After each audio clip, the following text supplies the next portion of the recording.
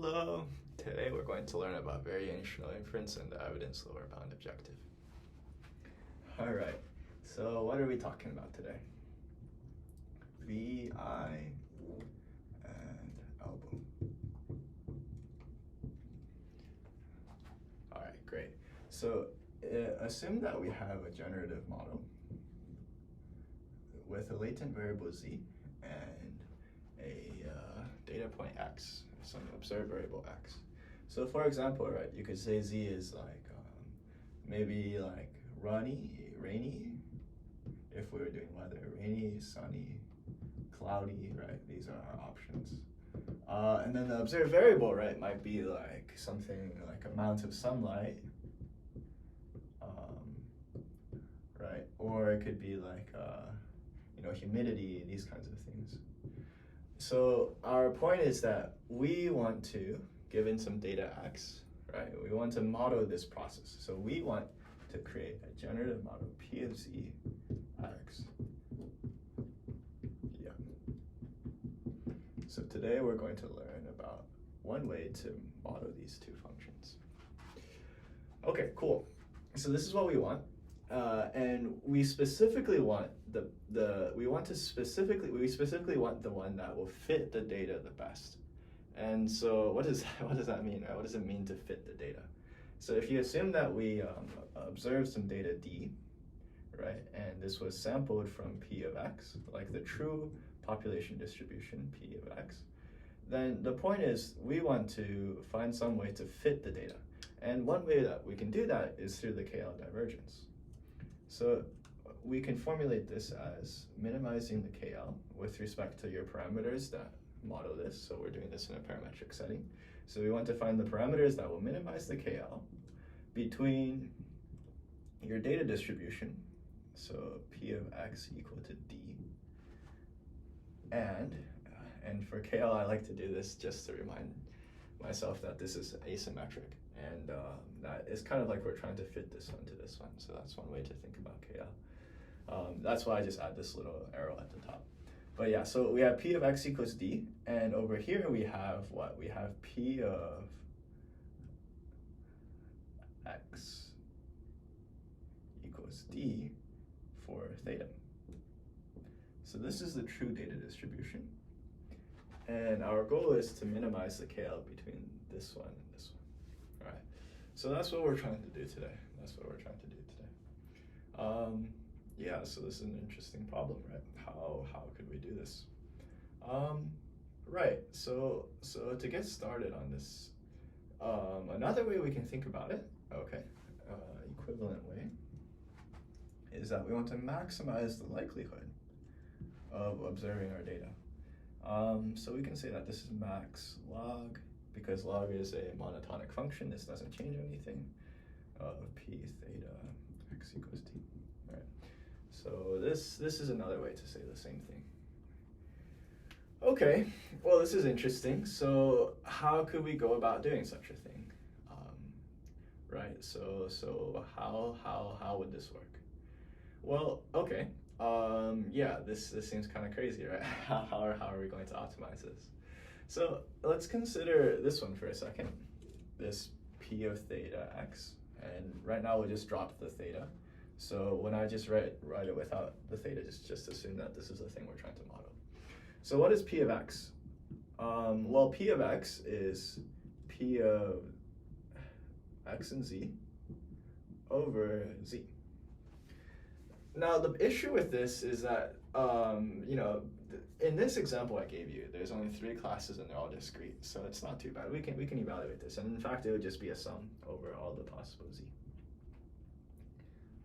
So it would just be like I within rainy, sunny, cloudy, no problem.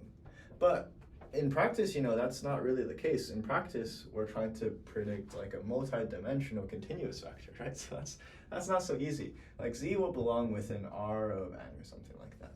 And so if we wanted to model that, then this integral actually becomes this, right? From z1 to zn, and we want P of x z dzn minus 1 all the way to dz1. And there's no way that you can evaluate that, right? It's not possible. So this is intractable. We can't do this. Right, so what do we do? Well, that's a great question. That's where the variational inference part comes in. So this comes from variational calculus, which is this idea that we should be optimizing over functions. So in other words, we're trying to find a function that best fits another function. So instead of trying to maximize numbers, in variational calculus, you're trying to maximize functions. And specifically this thing called a functional. So in this case, what we want to do, is we want to find a Q of Z. So what is Q of Z? Well, if you remember initially, this is our problem setup, right? So the point of creating this generative model, one of the points is that we can do inference on it, right? So let's take a look at Bayes' rule. If we want to have P of Z given X, right? P of Z given X. So in other words, we want to do inference. We want to know what the most likely latent vector is given our data. We can say that this is equal to P of X and Z, which we have because we modeled this, over P of X, right? So the issue is, like we said earlier, P of X we don't know. This constant is intractable. We can't calculate it. So what are we gonna do? Okay, well here's what we can do. We can just take this guy and approximate it. So we're going to approximate P of Z given X with a Q of Z. And this is our variational. This is the variational.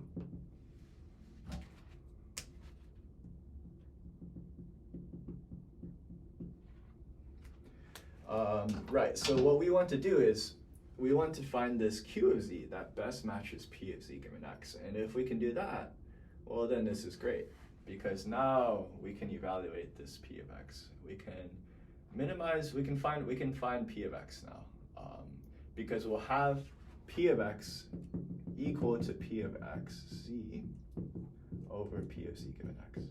And since we can't, since we have this Q now that models approximates P of Z given X, we'll have P of X, which is exactly what we want. So this, if we can find this Q of Z that best fits P of Z given X, then we will be able to evaluate P of X, which is what we want to do. And we'll be able to maximize our objective.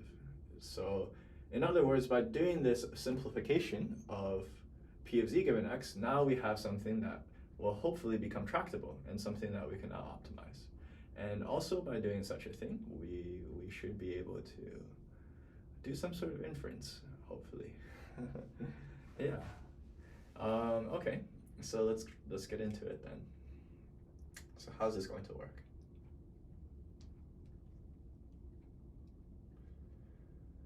All right, here's how it's going to work.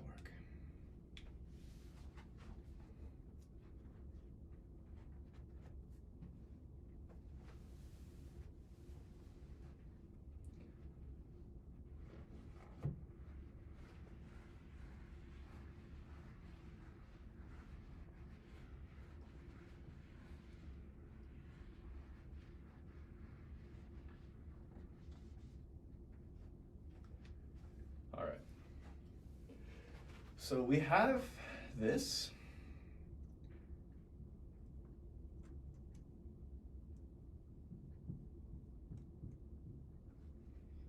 Okay. Yeah, sorry. That's a different way to explain this. I'll go through this a different way. Yeah. So we have this. We have that we want to minimize the KL between our Q of Z and P of Z given X. This is our goal. And you're going to see some pretty interesting things come out of this. So to minimize this,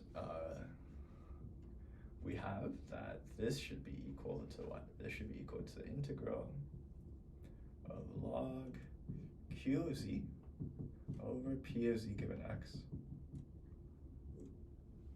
Q of Z dz. All right, great. That's very nice.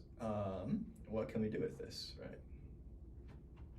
All right, well, let's see. Here's what we can do. This Z given X, right? As we said earlier, we can't model that yet because it's going to depend on P of x. But that's okay. We'll get to that. So let's rewrite this. This z of x, p of z given x, equals p of xz over p of x.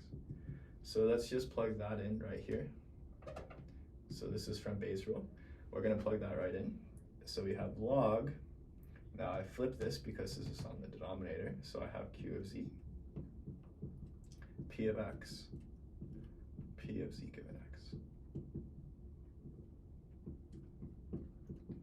Now remember, this is still, we can't evaluate this one yet. But don't worry, we're going to get there. So next thing I'm going to do is I'm going to separate this out. All right. So I'm going to separate it because log allows me to do that, and you'll see why I'm doing this in a second. So if I separate it out, then I have log of qz pz given x plus log p of x q of z dz. And then we separate this. So now we have integral of log q of z p of z given x q of z dz plus integral log p of x dz. And sorry, that's the q of z here. Okay, something very interesting. This one doesn't depend on z, right? So we can just take this one straight out of the integral. And then remember, this is just a probability distribution, so the integral will just be equal to 1. That means that we can simplify this side to just be log p of x, okay? And then on this side, I'm going to do a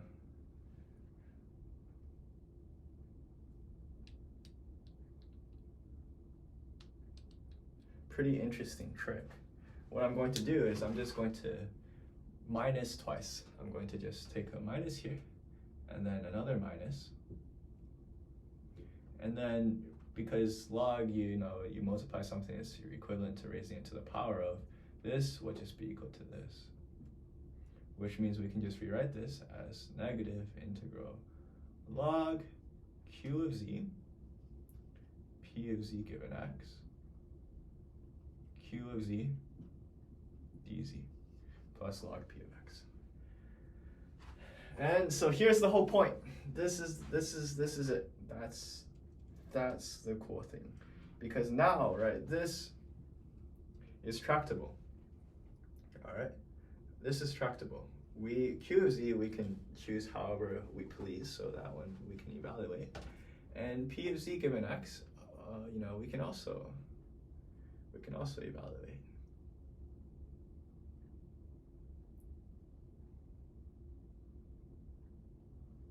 Right?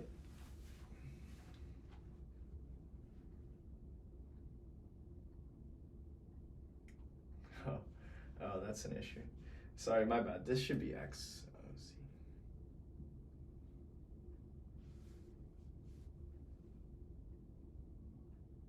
Yeah, okay. Yeah, that makes more sense. I was going to say, what's going on here?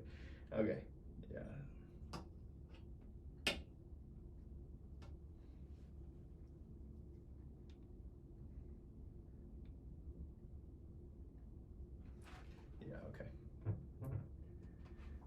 Sorry about that. Yeah, so we have z of x on top, and then q of z. Yep, and this we can model, right? Because we have p of z and x, we have both. Do we have both of these from the joint distribution? We have q of z, because we can decide it. And so now this, all right, we know, this quantity, we know. We call it the evidence lower bound. Why? This one we call the evidence, because you can think about it as the higher it is, the higher the evidence is for the theta that we choose, right? We want to maximize this from earlier. And we know, right, that the KL is always greater than or equal to 0. It's not negative, which means, right, that this one, if I move it over to the other side, so I have KL plus the ELBO equals the evidence. Since this one is always positive, this one will always be less than this one, and that's why it's called the lower bound. All right. Great. Very nice. All right. So now we have an objective that we can use, and by maximizing this ELBO, we know for a fact that the evidence will also increase. And so now we have something that's tractable rather than the original objective log p of x that is not. And furthermore, we know that maximizing the ELBO will be equivalent to minimizing the KL between these two, which is what we wanted to do in the first place. And so yeah, that's is my explanation of the ELBO. There's a couple of things that I left out, like Monte Carlo sampling for these kinds of things, and also, actually we can just talk about that really quickly. That's actually not so bad. So in order to approximate this ELBO, we can just sample from Q of Z now, because that's something that is tractable and we know. And so when we sample from Q of Z, we're just going to get this as a Monte Carlo estimate.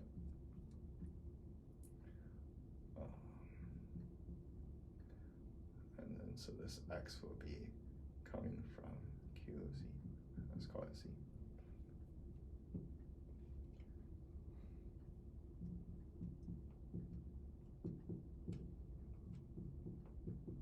So you could say that this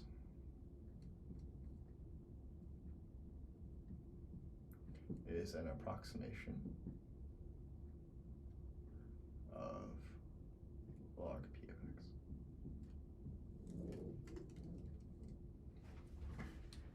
Okay, very nice, very nice. Very nice. And so one last thing that I just wanted to talk about, which I think is kind of interesting, is another way that we can think about this whole thing is, let me see, can you still see this if I draw it to the right side? Okay, yeah, you can.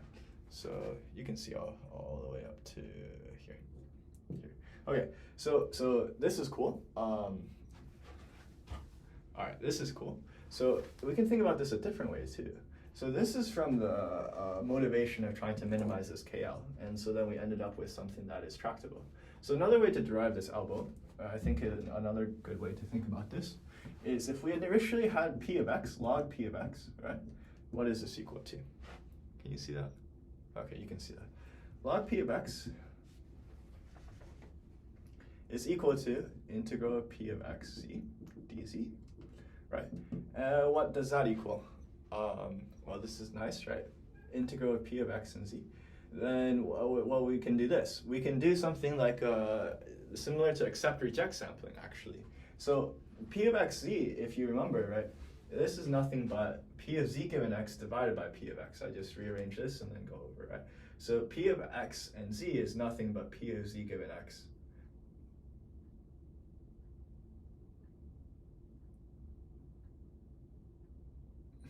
Yeah, so p of x is nothing but p of x and z over p of z given x. So you can consider this one almost like a normalizing constant that we can't find, right? Which is another way to motivate this q of z. So that's another way to think about this, which is like, we want to find this p of z given x, but we can't because it's going to depend on p of x. And so instead, this we can consider as like a normalizing constant, and so we're going to use accept-reject sampling in order to approximate it. And so if you remember in accept-reject sampling, what we're going to do is we're going to take this one, divide it by something that's always smaller, q of z, and we're going to sample from it, right? So this is the expectation, because now this is a probability distribution. So this is an expectation. And what happens next, right? Well, so the log should be here. Well, by Jensen's inequality, we have that this is always greater than or equal. This one is always greater than or equal to this one. And so this is a much simpler way to derive the evidence lower bound. This is another way. And you'll see that this thing is exactly the same as this thing. Yes. So I think another interesting way to think about the ELBO is as a accept-reject sampling method. And so now we just try to maximize this thing, which will minimize this thing and maximize this thing. Yes. And then a few more layers of neural networks, and then you're basically at variational autoencoders, just a few reparameterization tricks away. So thank you very much for joining me today in exploring the wonders of variational inference and the ELBO. Yeah, thank you. This is really cool stuff, and yeah, I really appreciate your time.